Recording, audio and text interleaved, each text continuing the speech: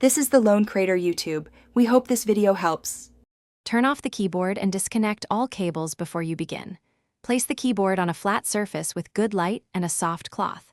Gather one keycap puller, one flat pry tool, and a small container for screws and clips. Keep 2 hands free. One steadies the board and one operates tools. Note whether your keyboard is laptop or mechanical before proceeding. This prevents damage from incorrect force or tool choice. Hook a wire keycap puller under the spacebar ends and pull upward evenly. If your keycap puller is plastic, use a flat pry tool at each end instead. Check for stabilizer wires under the spacebar.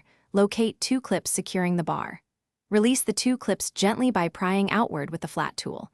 Apply about 5 to 10 N of upward force evenly across the bar to lift it free. Keep fingers away from springs and clips when removing the cap. Hold the removed spacebar over a cloth and use compressed air for 10 seconds.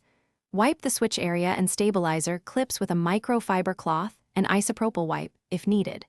Reinstall the stabilizer wire into its 2 clips, ensuring it sits flat and aligned. Position the spacebar keycap over the switch and press down evenly until you hear a click. Test the spacebar with 10 presses to confirm even travel and reliable actuation. Reconnect the keyboard and verify full function before regular use. Thanks for watching. Consider subscribing if we helped you.